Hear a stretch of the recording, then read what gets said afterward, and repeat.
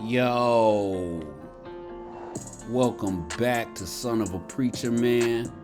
As always, I'm your host, the Soap Man. Now, I'm not gonna spend a lot of time on this, so let's just jump right off into it. I'm gonna do a recap of my last episode because in my last episode we ended in the book of Judges. So we done with the book of Judges and we entering into the book of Samuel. But we just gonna do a recap because I just want to leave on a clean slate. We talked about, I promise you I'm not gonna spend a lot of time on this. We talked about the judges, starting with who I think was the first judge, Joshua. Technically he wasn't, but after Joshua we had Othniel, Ehud, Shamgar. Ehud was the left-handed assassin. He killed the fat king Eglon, the king of Moab. Othniel, before Ehud, he was even greater, if not as great as Ehud. After Ehud, Shamgar, he killed 600 Philistines with a staff. Deborah, the prophetess, she did her thing leading troops from her headquarters in Mount Ephraim. At the same time, Shamgar was killing 600 Philistines. Just a quick recap, Gideon and his mighty 300 ran out an innumerable number of Midianites from the land. So we got these first 5 judges. And they pretty stand-up judges. Men and women of God. And then the descent into chaos, the fall from grace begins after these 5 judges. We got Abimelech. He killed 70 of his brothers on one stone for a throne. We all know how that ended for him. He died. A woman threw a piece of millstone on top of his head from the top of a wall, crushing his skull. So we know how there's that. We know how that ended for him. We got Jephthah. He was a judge. Jephthah was a man of war. He was about that smoke. He was just the right man for the right job. But his faith was distorted. He offered his daughter up as a sacrifice to God. I mean, only the Canaanite gods require sacrifices. It just shows you how far the people of Israel have fell away from God during this time. It's the descent. They're on their way to rock bottom. So after Jephthah, it just gets worse and worse. By the time you get to Samson is a carefree, careless. He could really give a you-know-what about anybody but himself and sleeping with Philistine women. I mean, he comes through in the end. He killed, during his life, he killed 1,000 Philistines at one time. In his death, he killed 3 times as many. Oh man, Bootleg Productions in the house. Ladies and gentlemen, if you don't know how I do by now, you better ask somebody. Bootleg Productions in the house. Anyway, by the time we get to Samson, we just about hit rock bottom. Not quite. I talked about it in the last episode. It was this weird story that came along talking about Micah and how the Danites came and took his belongings and then went up north and slew these peaceful people and took over their land. And I don't know if that's supposed to be a good thing or not, but yeah, the Danites seem to have robbed Micah, who robbed his mother earlier in the story. It's a really weird story, so I didn't spend much time on it. But you will see what a tribe of Dan is right here on the coast of the Mediterranean Sea. On some maps, that's what a tribe of Dan is, but on other maps, as you will see as I have provided for you on this slide, look way up north where my pointer is, and you will see where Dan is also up north. This is the area that they took over from those peaceful people. So in some maps, you will see Dan down here by the Mediterranean coast. That was their original plot. But then they took over this land also up north, so you'll see Dan in 2 spots. I don't know if you care about that. Just a fun fact. So anyway, it talks about this other story where this Levite has his wife raped by these men from Benjamin. They rape her until they kill her. He chops her up into 12 pieces. Look at the last episode if you want details. It's just a brief synopsis. The 12 tribes, the other 11 tribes of Israel, or 12 tribes, whatever I'm trying to say, the remaining tribes rally together. Benjamin rallies together. Israel descends into civil war. They have now hit rock bottom. Benjamin holds out for a good length of time, beating the combined might of the other 11 tribes, which is why I rank them second in toughest of the 12 tribes. I rank Benjamin second toughest for this reason. They beat the other 11 tribes by themselves 11-1. Anyway,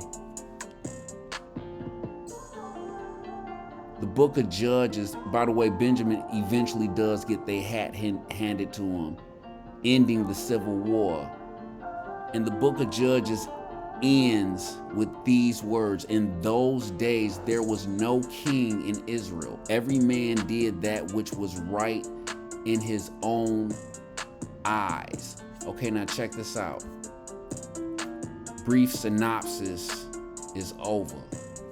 I'm about to tell you the greatest story ever told. I don't know if you ever seen the movie about Jesus, and it's called The Greatest Story Ever Told.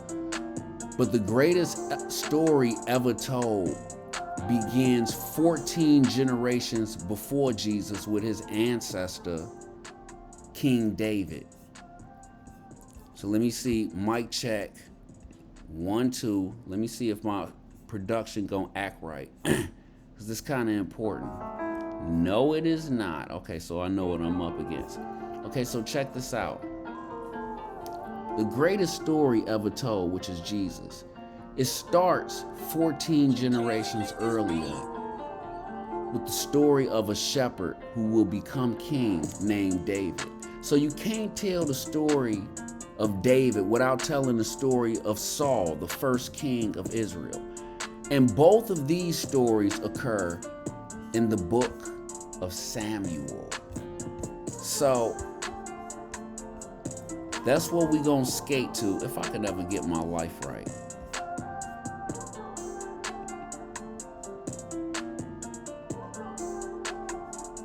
Wow, really?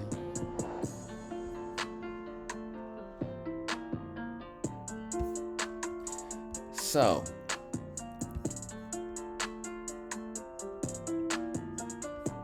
the book of Samuel. I talked in my last episode about this triangle of power that's about to occur between 3 men.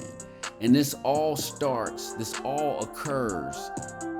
in the book of Samuel. Okay, so ladies and gentlemen, boys and girls, son of a preacher man brings to you the first book of Samuel, the last judge of Israel. Okay, so we've hit rock bottom.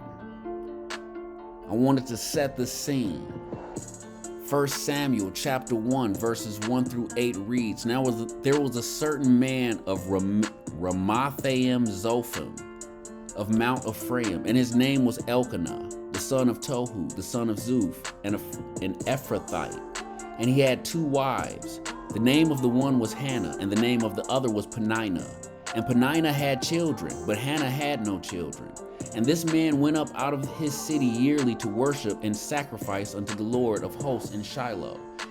And the 2 sons of Eli, Hophni and Phinehas, the priests of the Lord, were there. And when the time was that Elkanah offered, he gave to Peninnah his wife, and to all her sons and her daughters portions. But unto Hannah he gave a worthy portion, for he loved Hannah.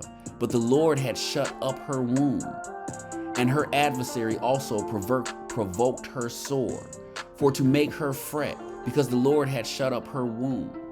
And as he did so year by year, when she went up to the house of the Lord, so she provoked her. Therefore she wept and did not eat. Then said Elkanah, her husband, her husband to her, Hannah, why weepest thou? And why latest thou not? And why is thy heart grieved? Am not I better to thee than 10 sons? Okay, so the Bible starts off in the book of Samuel talking about his mother. And it talks about how his mother is barren and can't have kids. She's the second wife of Elkanah. His other wife is Peninnah, and she's, let's say, fruitful, okay? She having kids all over the place for the man. Okay, we didn't seen this before. I mean, we gonna see this later. And we've seen this before. I think Sarah was barren at first. I think, Rachel or Rebecca, one of them was barren at first. We see this reoccurring thing where these, heroes are birthed by these women who start off barren. Samson's mother was barren before she conceived him. Jesus' mother, Mary, was barren before she conceived him. Samuel's mother is barren before she conceives him. Okay, so we know she gonna conceive, but before she does, her adversary, her counterpart, Peninnah, is making life a living hell for her. She can't even go to the traditional yearly worship in peace. She go in there, she can't even eat. She's so upset about not being able to give her husband children. This is a big thing back in these days, okay? The lady want to give her husband children. It's like how you show you that boss be. My mama watching. But you know what I'm trying to say. It's how you show that. It's how you show, you know what I mean? Your worth is how many kids you can produce. And her counterpart, Peninnah, is having no trouble in that department, and she rubbing her nose in it as often as possible. Okay, so we get the picture, right? 1 Samuel chapter 1 verses 9 through 16 read, so Hannah rose up after they had eaten in Shiloh, and after they had drunk.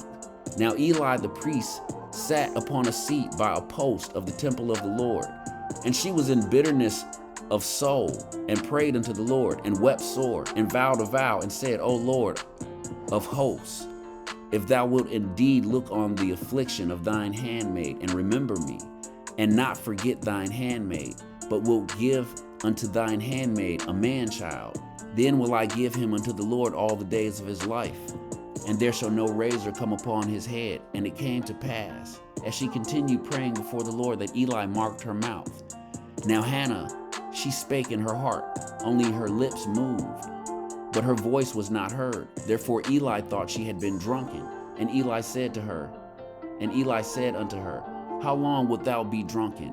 Put away thy wine from thee. And Hannah answered and said, No, my Lord, I am a woman of a sorrowful spirit. I have drunk neither wine nor strong drink, but have poured out my soul before the Lord. Count not thine handmaid for a daughter of Belial. For out of the abundance of my complaint and grief have I spoken hitherto. Okay, so recap. As always, I'm going to explain everything. Hannah goes to this yearly sacrifice in this city called Shiloh.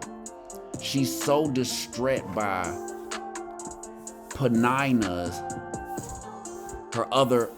the wife of her husband, the other wife of her husband, Peninnah, has her so fraught and stressed that she can't eat. She can't sleep, probably. She's crying, and the high priest Eli spots her. He thinks she's drunk. Okay? So she's over there. She's so distraught. Her lips are moving, but she's not saying anything. She's praying in her head. Her lips are moving. She's not speaking. So Eli, the high priest, he thinks she's drunk. He approaches her. He confronts her about her suspected drinking problem. She explains herself. She says, if God blesses me with a child, this is how far she's been pushed. She says, if God gives me a child, I'll give him back, so to speak. She makes this vow.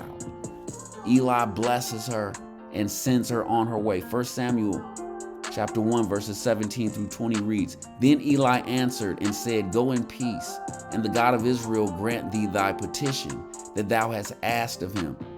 Let me make a note. When a high priest says something like that, it's in your favor.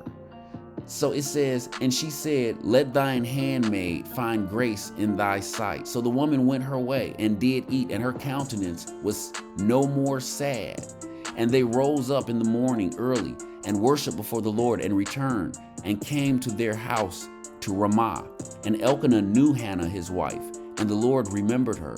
Wherefore it came to pass, when the time was come about after Hannah had conceived, that she bare a son, and called his name Samuel, saying, Because I have asked him of the Lord. So Hannah's prayer is answered. She gets the man child she asked for. She names him Samuel. 1 Samuel chapter 1, verses 26 through 28 reads, And she said, O my Lord, as thy soul liveth, my Lord, I am the woman that stood by thee here, praying unto the Lord.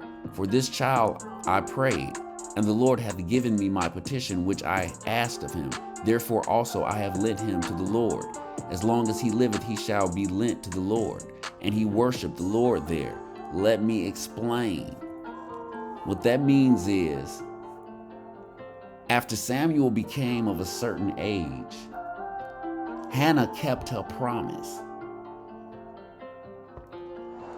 What that means is, after Samuel became of a certain age, Hannah walked him up to the priesthood and handed him over, meaning that he was going to serve in the priesthood for life. Now I don't know if y'all know what all that consists of, but to not have no say-so in the matter, meaning Samuel, I mean, that's a pretty hard stroke of luck. As for Hannah herself, I mean, for a mother who wanted a child so bad, to have to give up her only child,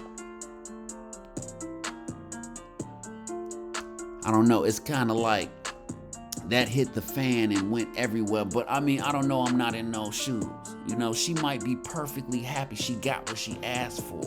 You know what I mean? And she fulfilled her end of the bargain. I gotta say, can't ask no more of her than that. So, she would have handed Samuel over to Eli, the high priest. And for all accounts, Samuel seems to be a good kid. Okay? Nothing bad about him so far. 1 Samuel chapter 2, verses 12 through 17 reads, Now the sons of Eli were sons of Belial. They knew not the Lord. And the priest's custom with the people was that when any man offered sacrifice, the priest's servants came, while the flesh was in seething, with a flesh hook of 3 teeth in his hands. And he struck it to the pan or kettle or cauldron or pot. All that the flesh hook brought up, the priest took for himself. So they did in Shiloh unto all the Israelites that came thither. Also, before they burnt the fat, the priest's servant came and said to the man that sacrificed, Give flesh to roast for the priest, for he will not have sodden flesh of thee, but raw. And if any man said unto him, Let them not fail to burn the fat presently, and then take as much as thy soul desireth, then he would answer him, Nay, but thou shalt give it me now, and if not, I will take it by force. Wherefore the sin of the young men was very great before the Lord, for men abhorred the offering of the Lord. Now let me explain to you what all that gibberish just meant. So the high priest Eli, who would have received Samuel, he had two sons of his own. And their names was Hophni and Phinehas. Now they was also priests, because the priesthood stays in the bloodline, okay? So by Eli being a high priest, naturally his sons would have also followed in his footsteps. They would have been lower ranking priests than Eli, who would have been the high priest. But they still would have been high ranking priests. Now, Hophni and Phinehas, it seems that they were corrupt high priests. And let me explain to you what they was doing. People in this city called Shiloh, they brought their sacrifices. All the Israelites from all the 12 tribes came to this place to bring their sacrifice. This is their custom. I'm just telling you how it is, okay? I'm explaining it to you. So all these people is bringing their sacrifice, and in essence, without having to, just keep rambling, what they was doing was stealing. They was stealing food. Now you may say to yourself, what's the big deal? Why is they stealing food? Because back then, there was no monetary currency, okay? Food, resources was money. So what they was stealing was food, but it was the equivalent of money. Now let me tell you how they was doing it. Because the Levites, being the priests of the 12 tribes, they did have certain rights. They was entitled to a portion of your food.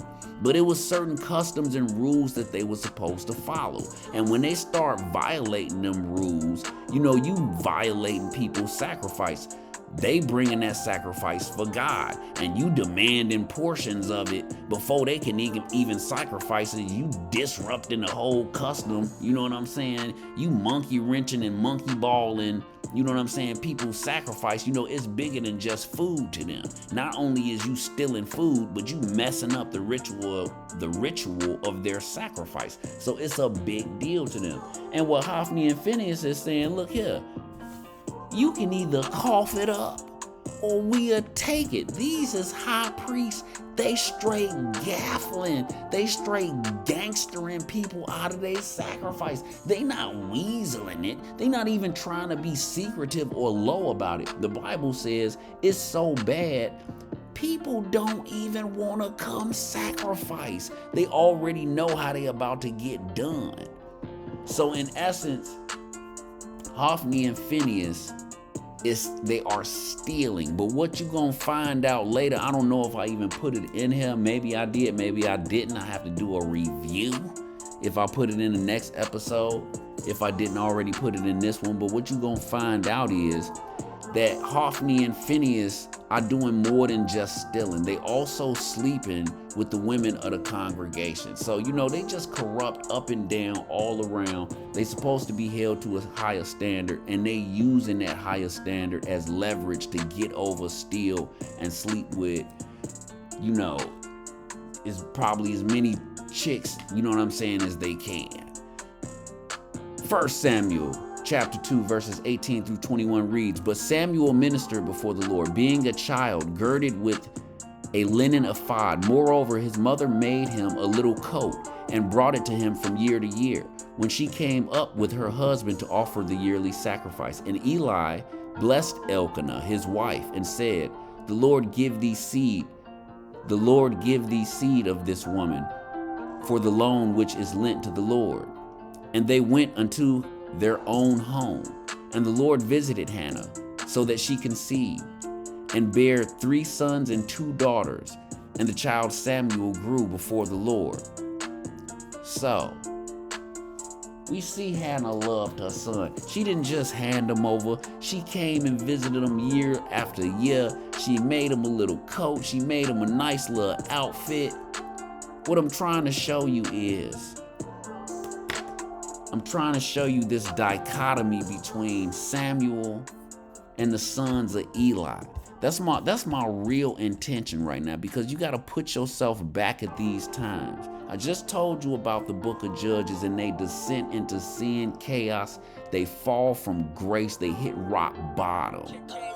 Now you got this last judge of Israel emerging. I gave you the background. I wanted to show you how it was he came along. Now he's a little boy. He's in the priesthood, and his competition is these two corrupt sons of Eli. They in their position because of their father. They high ranking. They are high ranking, and they are as corrupt as they are high ranking. And this is what he's up against as a little boy. I want to show you the dichotomy. These two sons of Eli are a problem. But you see this kid, Samuel, he's being favored. He's being pampered. He's being, I wouldn't say coddled, but people care about him. You know what I mean? He's being groomed to be a good kid, okay? To be good at his job. He's to be a priest of Israel. 1 Samuel chapter 2, verses 22 through 26 reads, "Now Eli was very old, and heard all that his sons did unto all Israel, and how they lay with the women that assembled at the door of the tabernacle of the congregation." Okay, I guess I did put it in there. "And he said unto them, Why do ye such things? For I hear of your evil dealings by all this people. Nay, my sons, for it is no good report that I hear. Ye make the Lord's people to transgress. If one man sin against another, the judge shall judge him. But if a man sin against the Lord, who shall entreat for him? Notwithstanding, they hearken not unto the voice of their father, because the Lord would slay them." So what that means is,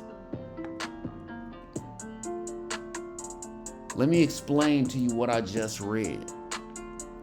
It says, "Notwithstanding, they hearken not unto the voice of their father, because the Lord would slay them."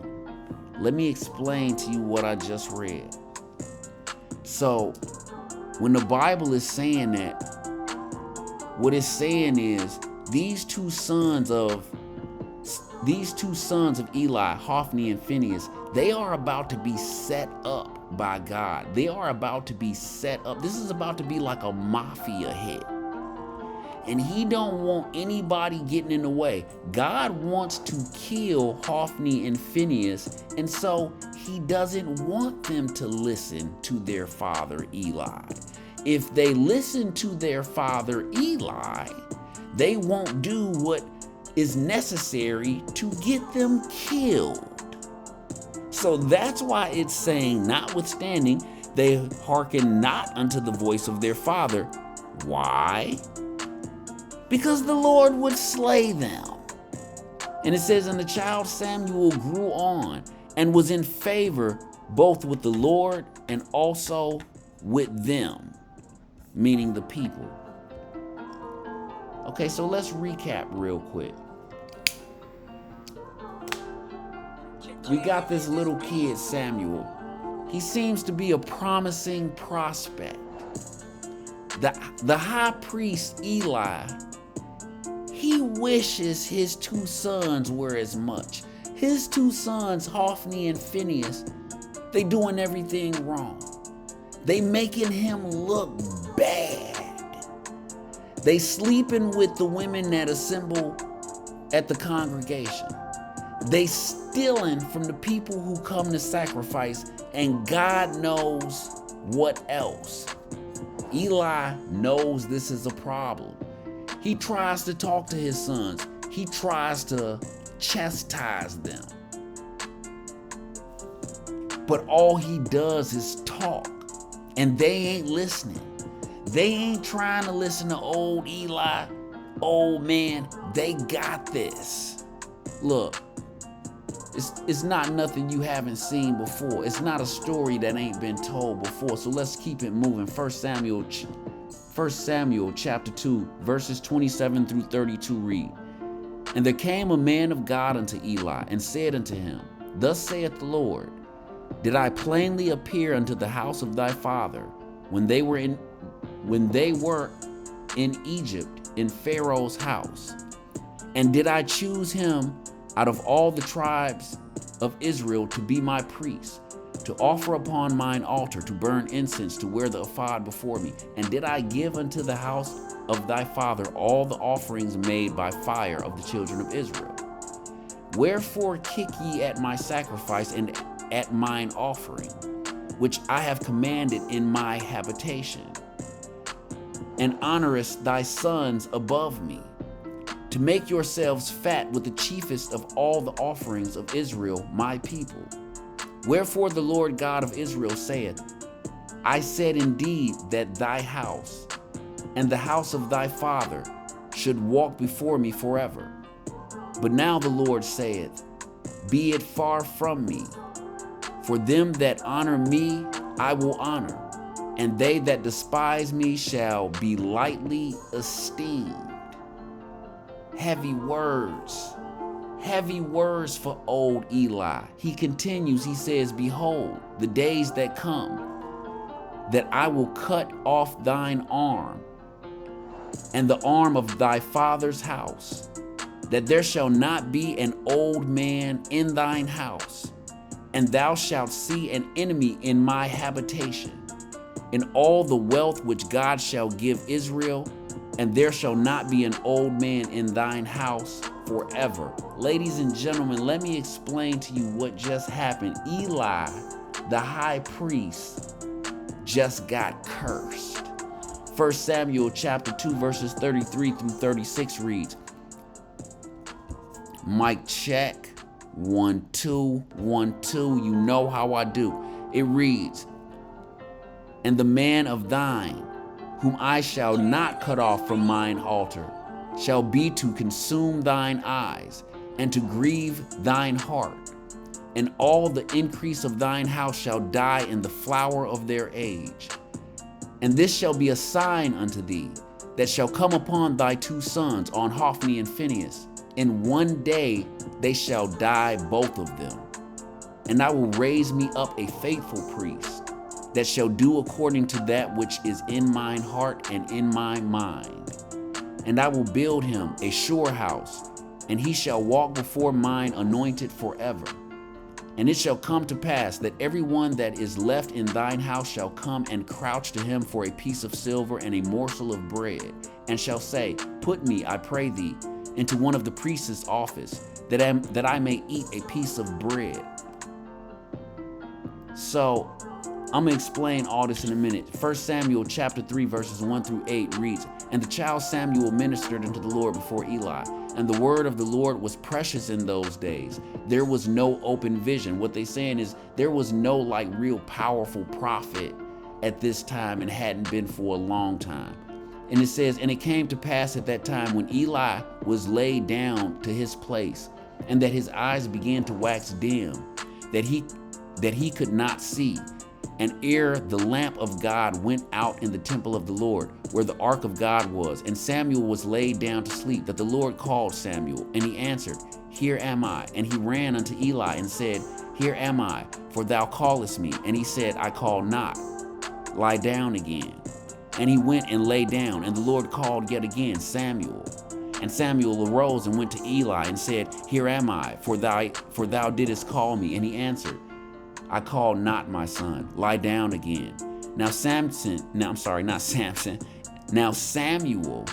did not yet know the Lord, it says. Samuel did not yet know the Lord. He's still a child, he's still a kid. It says, neither was the word of the Lord yet revealed to him. And the Lord called Samuel again the third time. And he arose and went to Eli and said, here am I, for thou didst call me. 1 Samuel chapter 3, verses 8 through 14 reads, and Eli perceived that the Lord had called the child.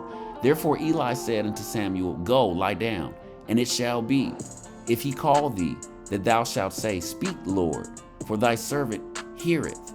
So Samuel went and lay down in his place, and the Lord came and stood and called as at other times, Samuel, Samuel. Then Samuel answered, speak, for thy servant heareth. And the Lord said to Samuel, behold, I will do a thing in Israel, that which both the ears of everyone that heareth, it says, behold, I will do a thing in Israel, at which both the ears of everyone that heareth it shall tingle.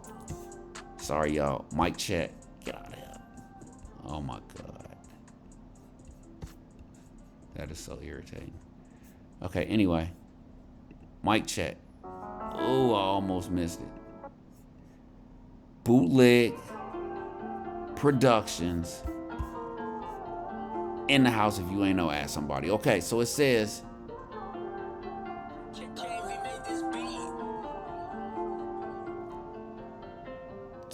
and Eli perceived that the Lord had called the child. Therefore Eli said unto Samuel, go, lie down, and it shall be. Okay, I already read that. I'm sorry. Go down. It says, and the Lord said to Samuel, behold, I will do a thing in Israel, at which both the ears of everyone that heareth it shall tingle. In that day I will perform against Eli all the things. In that day I will perform against Eli all things which I have spoken concerning his house.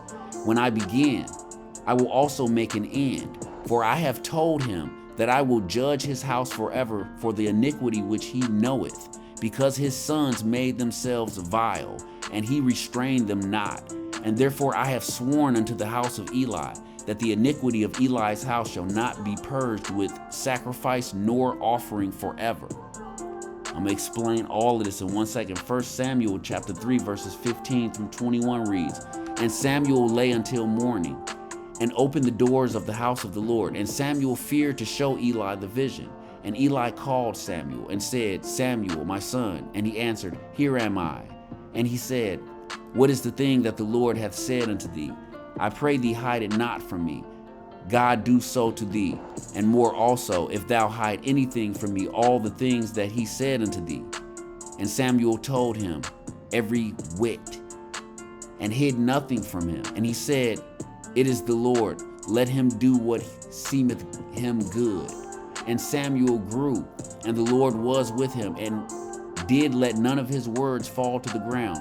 And all Israel, from Dan even to Beersheba, knew that Samuel was established to be a prophet of the Lord. And the Lord appeared again in Shiloh, for the Lord revealed himself to Samuel in Shiloh by the word of the Lord.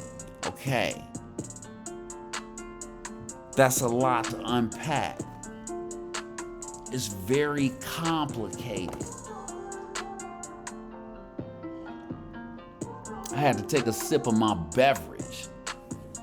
Oh, what a tangle web we weave.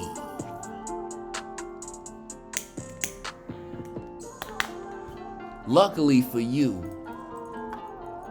there's a soap man to break it all down. Clean it up, so to speak. Get it, soap man. Clean it up. Yeah, whatever. Anyway, we got this high prospect, this prodigal son named Samuel. He's rookie of the year, and he's still a child. So one night he's sleeping in bed, and God calls to him. He don't know God, so he thinks it's Eli. He runs in Eli's room. He says, you called me. Eli says, no, I didn't. Go back, lay down. So he does. Mic check. Oh my God. Mic check. 1, 2, one last time. Bootleg Productions in the house. Let's run it back. Samuel's laying in bed one night. God calls out to him. Because he doesn't know God, he assumes it's Eli, the high priest. He runs in Eli's room.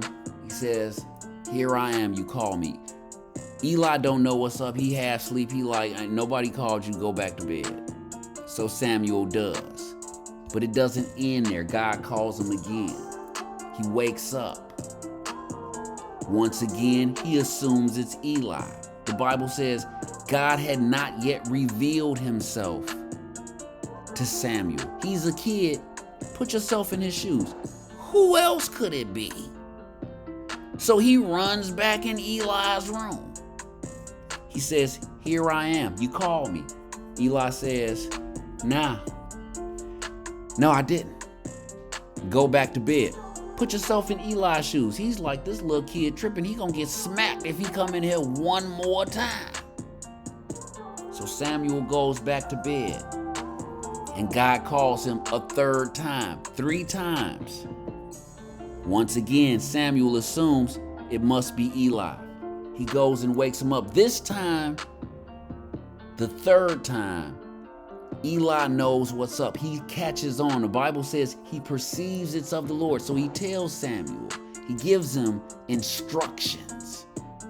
He says, the next time you hear it, stay where you are and say, here I am. I am listening. I can go back to the exact words for you, but you get it. So that's what Samuel does. He goes back to his bed and God speaks to him for the first time. And God lays a wallop upon this kid.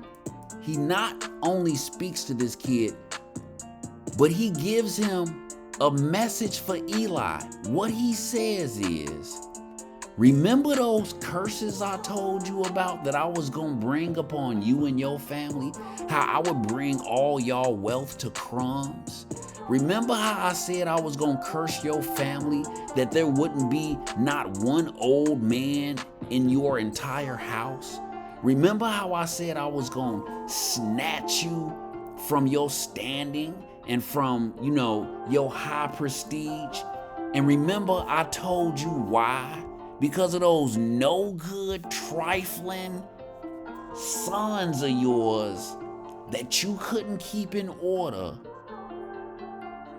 You let them put you in this situation. Remember how I cursed your entire family and said that I was going to raise up a replacement for you, and that how I was going to dangle him in your face, and how he was going to grow and flourish as you and yours withered? Remember how I cursed your family and said that you would lose everything at your highest peak? I think the words was at the flowering of your career is when you would lose everything. And finally, remember how I said I was going to kill both of your sons, those 2 no good rats that you hold in such high esteem? Remember how I said I was going to smoke both of them in one day? He says, remind Eli about that. Damn. How he gonna do that little boy like that?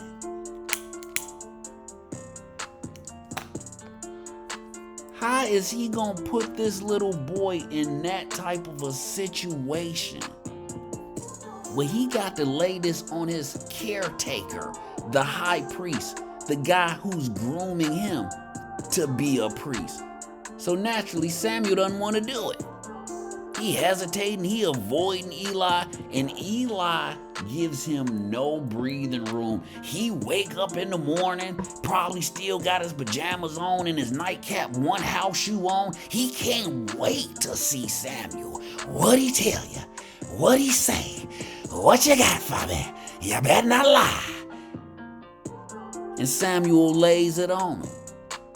Everything that he told you before is still in motion. It's no way you can wiggle your way out of this. It's no sacrifice or offering that's gonna cut it. It's written in stone. That train has left the station, is what he tells the high priest, Eli. As for God help me, if I call this man Samson one more time. Anyway, as far as Samuel goes, it's peaches and cream, baby. He's growing and flourishing just like God said he would. Just as Eli's house is withering into nothing, Samuel is flourishing into something special. Ladies and gentlemen, boys and girls, we have come to that part. We have come to the part in the movie where the credits roll up and we show you the production team and the writers. I'll just say you the trouble. It's me, yours truly, SO to the AP man. Yo, funky, fresh people in the place to be. I want to thank you for joining me for this episode of Son of a Preacher Man. If you got any comments, leave them in the comment section. Make sure you hit that like and subscribe button. Hit the like button whether you new or not, but if you new, hit that like and subscribe button. Look out for your boy, get the likes up. Anywho, if you want to leave an insult, leave it in the comment section. If you want to flirt, leave it in the comment section. You want to mix it up with the Soap Man Mono e Mono, leave it in the comment section. I take on all challenges. I have no rivals. I sit at the top of the food chain as an apex predator, ravenous. So, if you got the machismo, okay, if you dare challenge the Soap Man, leave it in the comment section. I will make a special episode just for you. Yo, until next time, same soap time, same soap channel, and we out.